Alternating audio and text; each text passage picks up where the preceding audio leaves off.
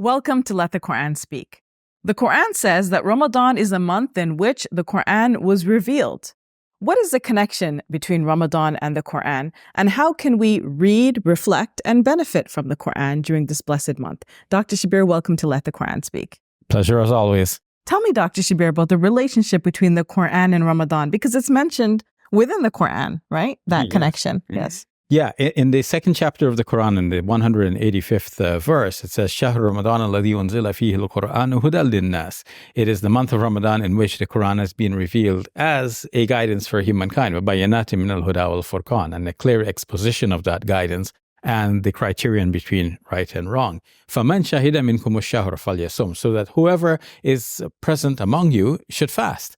So the very fact that we're fasting in Ramadan rather than some other month is credited to the fact that the Quran was revealed during the month of Ramadan, according to this verse. So there's a very close affinity between the Quran and the month of Ramadan. So Dr. Shabir, what should we be doing in this month to benefit from the Quran?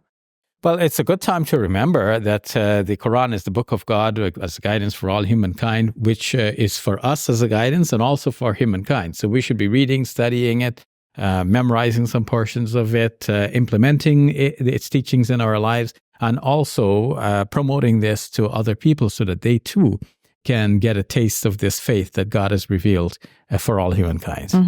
Dr. Shabir, I think one of the things I noticed about Ramadan is a lot of people read the Quran from cover to cover without actually understanding any aspect of what they're reading. So I think it's very important for people to understand the meaning, to read the meaning and reflect on it. That's probably more important than reading the Quran from beginning to end. Because if you're just reading it, but you're not getting any message out of it, then how can you actually live the Quran in your life? Yes. So there are two aspects to this act of reading the Quran. One is an act of devotion.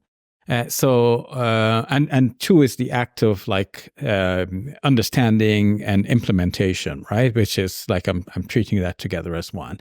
So you can say one is cerebral, one is heart, cardia. I don't know how to get a parallel between cerebral and, having one has to do with the brain, one has to do with the heart, right? So the one having to do with the heart, this is, regardless of understanding, one feels that when one reads the Quran, one is reading the words of God and one is very close to God. One becomes the mouthpiece through which the words of God are spoken and heard.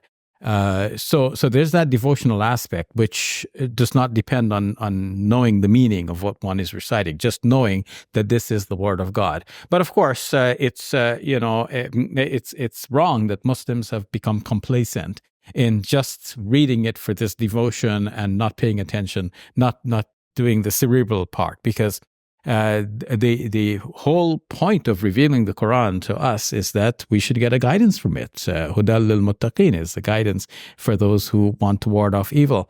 It's revealed as we said, Hudal linnas, it's a guidance for humankind, but it's not going to guide them if they don't know what it says, right?